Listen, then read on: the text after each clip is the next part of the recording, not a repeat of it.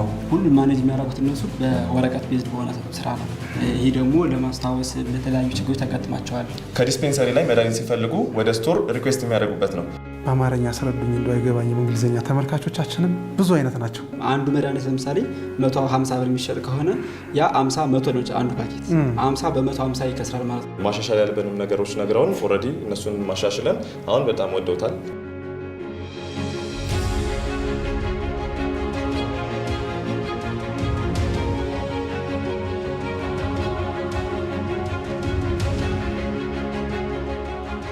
አስኳላ ነው የተከታተላችሁ የምትገኙት ውድ ተመልካቾቻችን። እንጅባራ ዩኒቨርሲቲ ላይ ተገኝተናል። የእንጅባራ ዩኒቨርሲቲ ተመራቂ ተማሪዎች ደግሞ የተለያዩ ፕሮጀክቶችን ሰርተዋል። ከነዚህ መካከል እንደው አንዱን እስኪ ለተመልካች እናድርስ ብለን ከተመራቂ ተማሪዎች ስራውን ከሰሩ ተማሪዎች ጋር ቆይታ ልናደርግ ነው።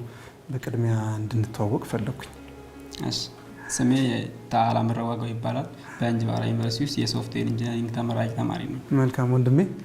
ስሜ ነስረላህ ሙሳ ይባላል። በእንጅባራ ዩኒቨርሲቲ የሶፍትዌር ኢንጂነሪንግ ተመራቂ ተማሪ ነው። ምንድነው ስራው የሚለውን አንድ ሰው ቢያብራራል።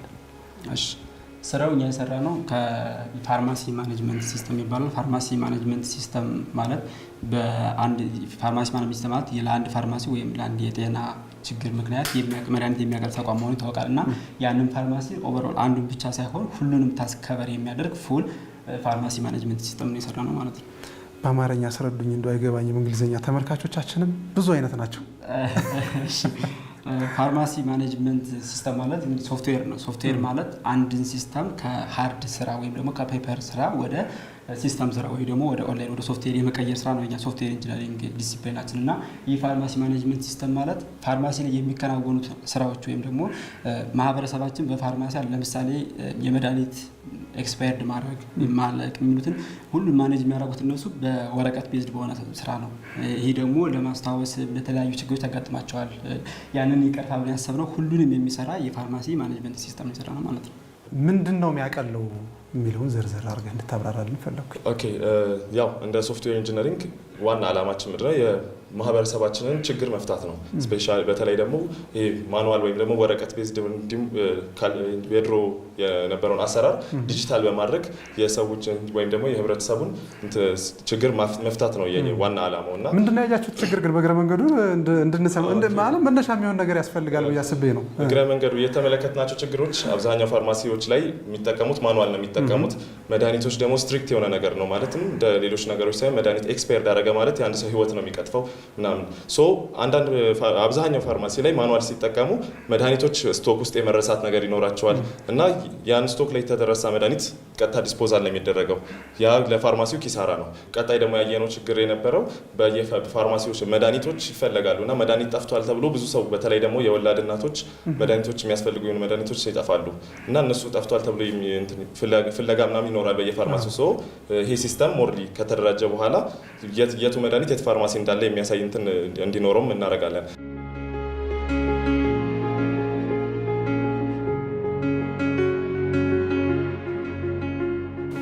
እንዴት ነው የሚመዘግበው?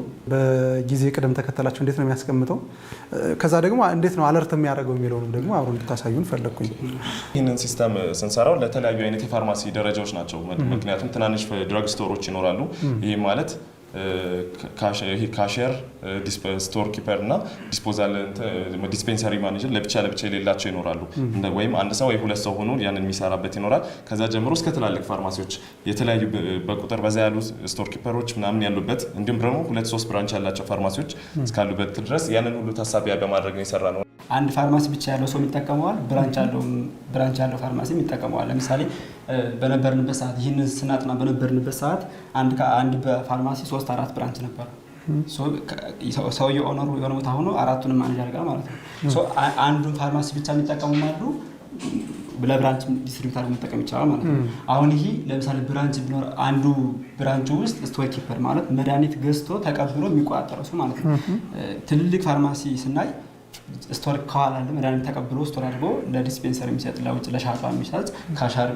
ስለዚህ ሮል ቤዝድ ነው። ካሸር የራሱ ስራ አለው፣ ስቶር የሚቋጥር ስራ አለው፣ ፋርማሲስቷ የራሱ ስራ አለው፣ ብራንች ማናጀሩ ኦነሩ አጠቃላይ የራሱ ስራ አለው። ስለዚህ በየሯቸው አለ ማለት። ስለዚህ ይህ ስቶር ኪፐር ማለት መድኃኒት ተቆጣጣሪው ፓስተር ገዝቶ ማለት ነው። ሶ ይህ መድኃኒት ከገዛ በኋላ ለምሳሌ ሜዲሲን ይላል። ከዚህ ጋር ቶታል ሜዲሲን ለምሳሌ አሁን በዚህ የገባው 3 ነው። ልክ እንደዚህ ሆኖ መድኃኒት ቶታል ሜዲሲን ኮስሞቲክስም አለው። አንዳንድ ፋርማሲዎች ላይ ኮስሞቲክስ ይሸጣል። እነሱ ሁሉ አሉ። ለውስቶክ ለምሳሌ እዛ ጋር ለውስቶክ ማለት እንትን ተርሾልድ አለው መጀመሪያ ማለት ነው። ለምሳሌ 5 ሲቀር 10 ሲቀር የሚለው አይደለ? እነሱ 5 ሲቀር አሳየ ከታረ እዚህ ጋር ይቆጥርለታል ማለት ነው። ሶ ዲቴይልም በሪፖርት ላይ ያየዋል፣ እንደዚህ ያየዋል። ይሄ ዳሽቦርድ ያለ ማለት ነው። መጀመሪያ ግን ሜዲሲን ከገዛ በኋላ እንዴት ሜዲሲን ይጨምራል ተባለው። ልክ ሜዲሲን ከሰፕላየር እንደተቀበለ ሰፕላየር ማኔጅ ከፈለገ በላይሰንሳቸው ወይም ደግሞ በቲን ነምበራቸው ይመዘግባል። ማን ጋር ነው የምሰራው የሚለው ማኔጅ ከፈለገ ሰፕላየር ከዚህ ውስጥ ከአንዱ ሰፕላየር መድኃኒት ከተቀበለ በኋላ እንዴት ይቆጣጠራል የሚለው ይሄው ሜዲሲን ብሎ እዚህ ጋር ሜዲሲን ይጨምራል ማለት ነው። በኋላ መድኃኒት የሆነ ነገር ቢፈጠርና ከየት እንደመጣ ማወቅ ፈልጉ ሰፕላየር ይመዘግባሉ። ጀነሪክ ኔም ይባላል እዚህ ስለዚህ እያንዳንዱ ቴክኒካል ፓርት አለ። ጀነሪክ ኔም፣ ብራንድ ኔም አለ፣ ባች ነምበር አለው ሲገባ የመድኃኒት እዛ ስትሪንግ አለው በሚሊግራም በምናምን የሚሸጥበት ኳንቲቲ ስንት ነው። ለምሳሌ እዚህ ጋር ጀነሪክ የተጻፈለት መድኃኒት ስም ምን ያክል ነው ኳንቲቲ የተቀበልኩት አሁን 10 ነው 5 ነው የሚሉትም ባንድ ከዛ ኤክስፓየር ዴት መቼ ነው ኤክስፓየር ዴቱ እና በባች ነምበራቸው ይታወቃል። የመድኃኒት ያየ ነው አንድ ፓኬት የሚመጣው ባች ነምበር ውስጥ ያለ ሜዲሲን ኤክስፓየር ዴታቸው አንድ ነው ማለት ነው። በኤክስፓየር ዴት ዶዜጅ ፎርም አወሳሰዱት እንዴት ነው። ለምሳሌ በታብሌት ነው በካፕሱል ነው የሚወስዱት እንደዚህ። ከዛ ዩኒት ፕራይስ አንዷ ፕራይስ ስንት ነው የገዛት ማለት ነው። ስንት ነው የገዛት ከዚህ እንግዲህ ኳንቲቲ ቅድም በባች ነበር 20 ካለ አንዷ ስንት ነው የገዛት የሚለው ዩኒት ፕራይስ አለ። ባይንግ ኮስት እዚህ ጋር ይገስከታል። እቺን አንዷን ፒስስ ቦትሏ ዩኒቷን ስንት ነው የገዛት ኮስት ፕራይሷን ማለት ነው። ፋይናሊ ብሩን አውቶማቲካሊ ሲስተሙ ያርግልኝ ወይስ እዚህ ጋር ሴሊንግ ኮስት የሚላል ሴሊንግ ፕራይስ ማለት የገዛበት ለምሳሌ 100 ብር ከሆነ ከግብር ጋር ከቤት ኪራይ ጋር ከምናምን ጋር የሚሸጥበትን ሴሊንግ ፕራይስ ማስቀመጥ ይችላል። ግን ሲስተሙ በውስጥ ታክስ ማኔጅመንት ላይ እሱ ሴት አድርጎት ይህን ያክል ለግብር ይህን ያክል ለቤት ብሎ ኳልኩሌት አድርግልኝ ካለ አውቶማቲካሊ ክሊክ አድርገው አውቶማቲካሊ ያንን ፌች አድርጎ የሚሸጥበትን ያሳየዋል ማለት ነው። መጨረሻ ላይ ከሆነም በዚህ አድ ሜዲሲን ይላል። እንደዚህ ባደረገ ቁጥር ከላይ እየመዘገበ የመጣ ነው ማለት ነው። ሶ ከዚህ ጋር ለምሳሌ የተመዘገበ ለጀነሪክ ኔም አለ፣ ብራንድ ኔም፣ ባች ነምበሩ፣ ስትሪንግዙ፣ ሰፕላየር ኔሙ ልክ እንደዚህ ያሳየዋል ማለት ነው። በዚህ ወይ ያሳየዋል። ለምሳሌ ኤክስፓየርድ አድርጓል። በባለፈው ካስገባነው ውስጥ 12 26 25 ነበር ማለት ነው። ኤክስፓየርድ ዴቱ ኤክስፓየርድ ያሳየዋል። አውቆ ካልሸጠልን በስተቀር ያውቀዋል ማለት ነው። በዚህ ሲስተም ያውቀዋል።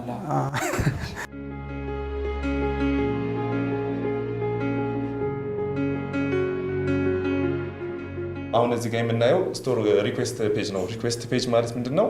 ከዲስፔንሰሪ ላይ መድኃኒት ሲፈልጉ ወደ ስቶር ሪኩዌስት የሚያደርጉበት ነው። ያው አንድ ቦታ ሊሆን ይችላል፣ ኦር ደግሞ ስቶሩ አንድ ቦታ ሆኖ ዲስፔንሰሩ ሌላ ቦታም ሊሆን ይችላል። ሶ በዚህ መልኩ በሲስተሙ ሪኩዌስት ያደርጋሉ። ሪኩዌስቶቻችን እዚህ ጋር ይመጡና ከዲስፔንሰሪ ይህን በመመልከት መድኃኒቱን አፕሩቭ አድርገው ወደዛ ይልኩላቸዋል ማለት ነው።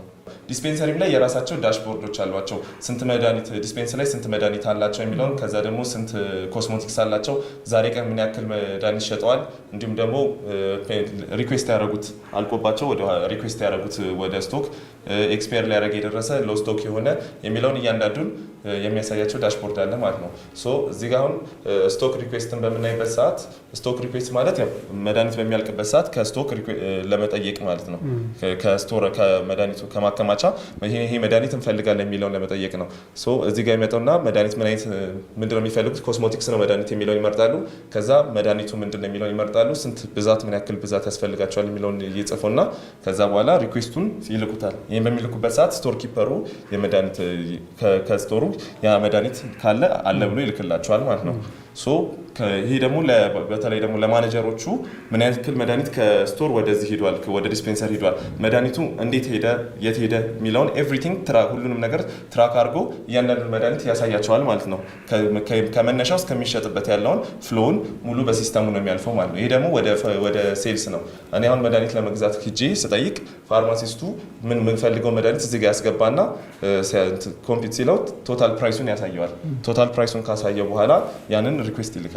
ከዛ ካሸር ይኖራል፣ ገንዘብ ተቀባይ። ስለዚህ እዛ ገንዘብ ተቀባይ ጋር ሄጄ ክፍያውን እከፍላለሁ። ያን ክፍያ ስከፍት ከገንዘብ ተቀባዩ ደግሞ የክፍያ ተቀብያለሁ ብሎ አፕሩቭ ያደርገዋል ማለት ነው።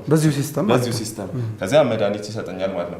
እዚህ ጋር ሪፖርት ነው። ሪፖርት ያው ሁሉም ነገር ካለቀ በኋላ ዕለታዊ፣ ወርሃዊ፣ አመታዊ ሪፖርቶች ያስፈልጋሉ። ሂሳብ ለመስራትም ሊሆን ይችላል፣ ለተለያዩ እንትኖች ሊሆን ይችላል። ሞር ደግሞ ቅድም ያልጠቀስ ነው በጣም ትልቁ ደግሞ ሌላኛው አድካሚ ነገር አመታዊ ሪፖርት ስፔሻሊ በተለይ ደግሞ አመታዊ ሪፖርት ላይ ሲሆን የመድኃኒት ቆጠራ የሚባል ነገር ይኖራል። እያንዳንዱ መድኃኒት መቆጠር አለበት፣ ስቶር ላይ ያለው ዲስፔንሰሪ ላይ ያለውን ማለት ነው። ሶ ይሄን ሲስተም ከተጠቀሙ ግን ኤቭሪቲንግ እዚሁ ጋር ስላለ የመድኃኒት ቆጠራ የሚባል ነገር አይኖርም። እዚህ ጋር ደግሞ ፕሪስክሪፕሽን ማኔጅመንት ነው። ፕሪስክሪፕሽን ማኔጅመንት ደግሞ የሚጠቅመው ምንድነው? ለምሳሌ እኔ አንድ ሐኪም ቤት ታክሜ ዶክተሩ ፕሪስክሪፕሽን ይሰጠኛል፣ መድኃኒት ያዝልኛል። ከዛ ያን መድኃኒት ከፋርማሲ ሄጄ ይቀበላለሁ። ያ መድኃኒት ድንገት ለእኔ አለርጂክ ሪያክሽን ሊኖረው ይችላል፣ ወር ደግሞ የተሳሳተ መድኃኒት ሊሆን ይችላል። ሶ ያንን ነገር መክሰስ ያለብኝ አካል ሊሆን ኢን ሴንስ ከየት ነው ይሄ ጥፋተኛው ማን ነው የሚለውን ለማሳየት ወደ ፋርማሲው ይሄ የሰጣችሁኝ መድኃኒት እንደዚህ አይነት ችግር መጣብኝ ብሎ ቢመጣ ያ ሰው ቢሄድ ፋርማሲስቶቹ ቀጥታ ምን ብንድነው የሚያደርጉት? እዚህ ጋር ፕሪስክሪፕሽን ማኔጅመንት ላይ ገቡና ያንን መድኃኒት ቼክ ያደርጉታል።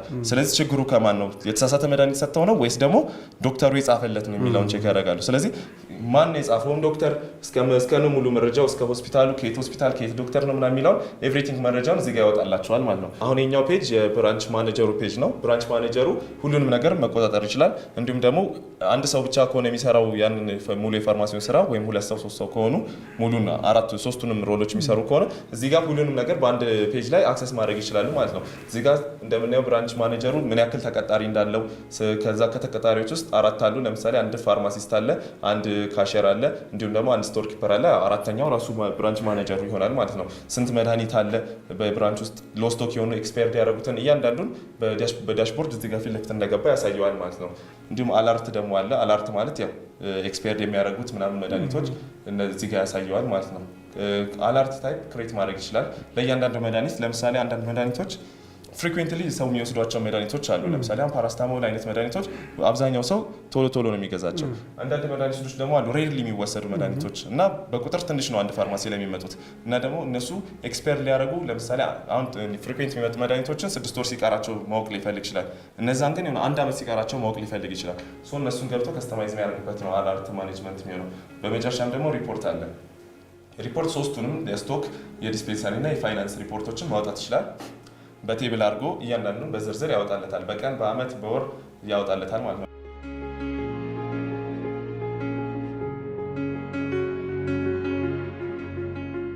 ምን ላይ ደርሷል? አሁን አንድ አጠቃላይ እንግዲህ ፕሮቶታይፑን ሰርተን ጨርሰን አሳይተናል ብላችሁኛል።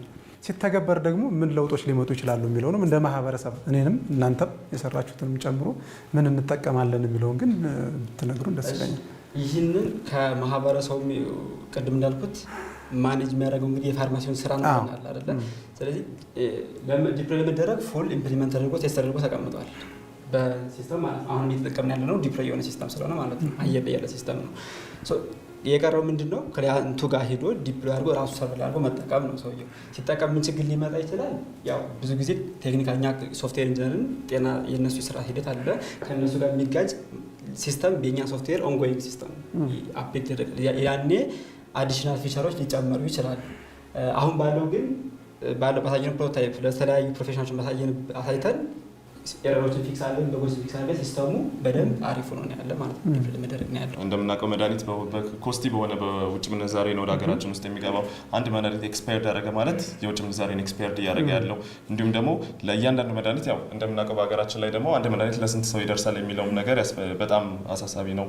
ሶ አንድ መድኃኒት በእንደዚህ አይነት በትናንሽ ምክንያቶች ኤክስፓየርድ ባደረገ ቁጥር እንደ ሀገር ነው የሀገር ሀብት ነው እዚህ ጋር ኤክስፓየርድ እያደረገ ያለው። ከአንድ ፋርማሲ ከሁለት ፋርማሲ ሳይሆን እንደ ሀገራችን ደረጃ ደግሞ ካሉት ፋርማሲዎች በምናይበት ሰዓት ይሄ አማውንት ሂውጅ ሆኖ ይመጣል ማለት ነው። ሶ ይህንን ሲስተም በሚጠቀሙበት ሰዓት ኤክስፓየር ሊያደርጉ ማድረጊያ ጊዜያቸው የቀረቡትን ቶሎ በመሸጥ እንዲሁም ደግሞ በመጠቀም ጊዜ ያላቸውን ደግሞ በማዘግየት የውጭ ምንዛሬ አሁን ቅድም ያላቸውን ችግሮችን በትልቁ ይፈታል ብለን እናስባለን ማለት ነው። ፊት ለፊት ስላልተገኘ ብቻ ያ መድኃኒት የለም ተብሎ ያ ሰው ሌሎች ፋርማሲዎች ላይ ፍለጋ በሚሄድበት ሰዓት የሚገድላት ያቺ ጊዜ የሰው የታመመበት የቤተሰቡ ወይም የታመመበት ሰው ህይወት ነች፣ እስትንፋስ ነች። ስለዚህ እቺ ማንኛውም ፍራክሽን ኦፍ ታይም ብትሆን ምንም አይነት ሰዓት ብትሆን ጊዜ አስፈላጊ ነች ማለት ነው። ስለዚህ መድኃኒት እያላቸው የለንም ወር ደግሞ ያው ካለማወቅም ካለማየትም ተደብቆም ቦታ አቀማመጡ መፈለግም ደግማቸው ሰንፈው እንደዛም ሊሆን ስለሚችል እንደዚህ አይነት ችግሮችን ይቀርፋል ማለት ነው። ሶ የብዙዎችን ህይወት ይታደጋል ማለት ነው። አንድ ፓኬት ውስጥ ያለ መድኃኒት ሲመጣ 100 ቢሆን ለምሳሌ ያሳየን 100 ነው እና ኤክስፓየር ዴቱ ሁሉም አንድ ነው። እነዛ በኳንቲቲያቸው ስንት ኤክስፔንድ እንዳደረገ ካልነገረው የዛው አንዱ መድኃኒት ለምሳሌ 150 ብር የሚሸጥ ከሆነ ያ 50 100 ነው አንዱ ፓኬት 50 በ150 ይከስራል ማለት ነው። ስቶር ላይ ሲቀመጥም ከእቃ መደራረብ ከምናምን የተነሳም ሊያዩት ይችላሉ። እንደዚሁ በተለይ ስቶር ላይ ነው የሚቸገሩት። ሞርኛም እዚህ ስቶር ኪፐር ላይ ወይም ደግሞ ስቶር የሚቀመጥበት ላይ ነው የሚቸገሩት ብዙ ጊዜ ማለት ነውና እቃ ተደራርቦ ኤክስፓየር እንዳደረገ ላያውቁት ይችላሉ ረስተውት እና ሲስተሙ ጋር ግን ያስገቡትን ስለመዘገበ ይሄ መድኃኒት በዚህ ቀን ኤክስፓየር ያደርጋል ብሎ ነግሮታል ማለት ነው። ሶ ሄዶ ፈልጎ ያገኘዋል። ብዙ ፋርማሲ ያላችሁ ሰዎች ልትኖሩ ትችላላችሁ። ብዙ ደግሞ ኤክስፓየርድ ያደረገ የተቸገራችሁት መድኃኒት ሊኖር ይችላል። ስንት አለኝ ስንት ደግሞ ማምጣት ያስፈልገኛል የሚሉ ነገሮችንም የቸገራችሁ ልትኖሩ ትችላላችሁ። እዚህ ጋር ደግሞ እውቀት ተይዞ መጥቷል። የነዚህን ልጆች ስራ ብትጠቀሙበት አንድም መድኃኒት ኤክስፓየርድ አያደርግም ወይም ደግሞ የመጠቀሚያ ጊዜው አያልፍበትም።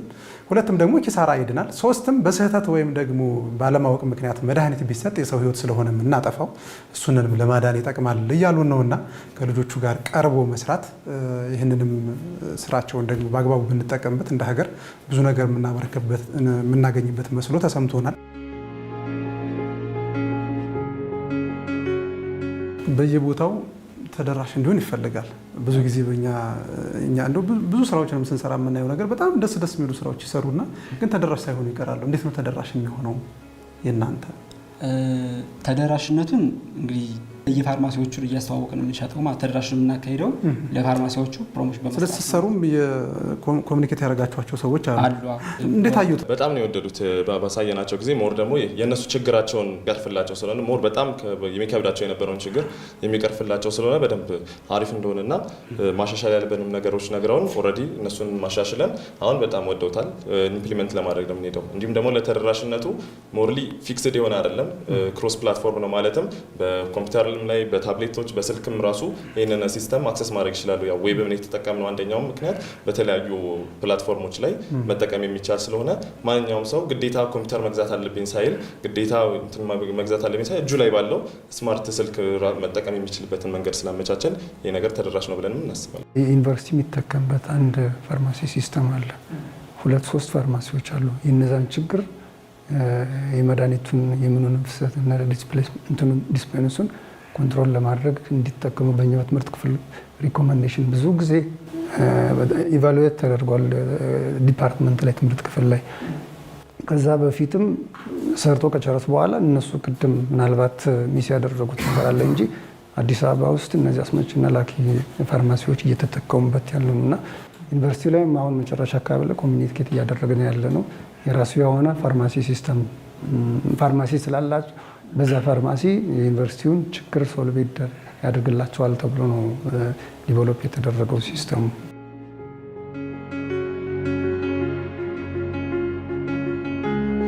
አንድ ሲስተም ሲሰራ ትልቁ ፈተና የሚሆነው ምንድነው? ሪኩዌርመንት ነው። ሪኩዌርመንት ጋዘር ማድረግ ወይም ዳታ ኮሌክሽን የምንለው ማለት ነው። ያን ዳታ ኮሌክት ሲደረግ ምናልባት ዳታን ኮሌክት የምናደርግበት ካምፓኒው ግልጽ የሆነ ነገር ላይሰጠን ይችላል። ብዙ ጊዜ ተመላልሰን ነው ያን የምናገኘው ፊቸር ወይም ሪኳየርመንት የምንለው ሲስተም የሚሰራውን ስራ ማለት ነው። ፕላስ ደግሞ ሶፍትዌር ኢንጂነሪንግ ተማሪም በመሆኑ መጠን ኮምፒውተሩ፣ ላቡ፣ ኢንተርኔቱ ያስፈልጋቸዋል። ሪሶርስ ነው የሚያስፈልጋቸው እና ለዚህ በአጋጣሚ ያንም ቻሌንጅ አልፈው ነው እንደዚህ አይነት ሲስተም መስራት የቻሉት ማለት ነው። ሶፍትዌር ኢንጂነሪንግ ውስጥ ገብተን ኮምፒት ለማድረግ ለማወቅ ሀገር ለመጠቀም ዲፓርትመንቱን ቀርጾ ለእኛ በማቅረቡ ዩኒቨርሲቲያችን ከፍ ያለ ምስጋና ማቅረብ እንፈልጋለን። ከዛ በመቀጠል ኮሌጃችንና ዲፓርትመንታችንም አስፈላጊውን ነገር ካለው ችግር ጋር ከሁሉ ጋር ሆኖ አስፈላጊውን ነገር በማቅረብ እኛ ከዚህ እንድንደርስ የራሳቸውን ትልቅ አስተዋጽኦ አድርገውልናል። መምህሮቻችን፣ ስታፉን፣ ኮሌጁን ጨምሮ ማለት ነው። ሁሉንም አመስገን እንፈልጋለን። የምናየው ውጤት ሁሉ የእነሱ ውጤት ነው። ከታች ጀምሮ ምንም ከማናውቀው ጊዜ እንትን ብለን ከዛ በኋላ እዚህ ደረጃ እንድንደርስ ከጎናችን ሆነው በሁሉም ነገር እያገዙን እዚህ ደረጃ እንድንደርስ አድርገውናል እና በጣም ማመስገን እንፈልጋለን።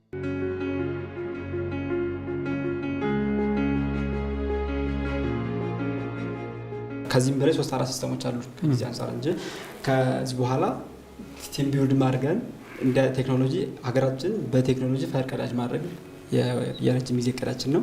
የአጭር ጊዜ እቅዳችን ደግሞ በየዕለቱ አዳዲስ ቴክኖሎጂን በመጠቀም ለሀገራችን የማኑዋልን ችግር እየፈታ በሶፍትዌር ወይም ደግሞ በሲስተም የሚያቀልና ችግር የሚፈታ ሲስተም እየሰራ ማስረከብ ይሆናል ማለት ነው። ስራችሁ ተግባር ላይ ውሎ የብዙ ሰዎች ችግር ይቀርፋል የሚል እምነት አለን። በጣም እናመሰግናለን። መድኃኒት ሰሪው መድኃኒቱን ሰርቶ ያመጣል፣ እናንተ ደግሞ እንዴት ማኔጅ ይደረጋል የሚለውን ደግሞ እዚህ ላይ ሲስተም ቢውልድ አድርጋችሁ ብዙ ስራ እንዳቀልላችሁ ነው የሚሰማኝ። በተለይ የፋርማሲ ባለሀብቶች ብዙ ነገር ያቀልላችኋል። በጣም እናመሰግናለን። ወደፊት ደግሞ የተሻለ ደረጃ ደርሳችሁ ሌላ ኢንተርቪው ላይ እንገናኛለን ብዬ ተስፋ አድርጋለሁ። አመሰግናለሁ። ውድ ተመልካቾቻችን አስኳላ ነው የተከታተላችሁ የነበረው። እንጅባራ ዩኒቨርሲቲ ላይ ተገኝተን የተመራቂ ተማሪዎች የሰሩትን ፕሮጀክት ነው ወደ እናንተ ያደረስነው። እንግዲህ ስራውን የወደዳችሁ ደግሞ እዚሁ ስራ ላይ ከተማሪዎቹ ጋር አብራችሁ መስራት ብትፈልጉ ከተማሪዎቹ ጋር መገናኘት ይቻላል። አብራችሁ ስለነበራችሁ እናመሰግናለን። ጤና ይስጥልን።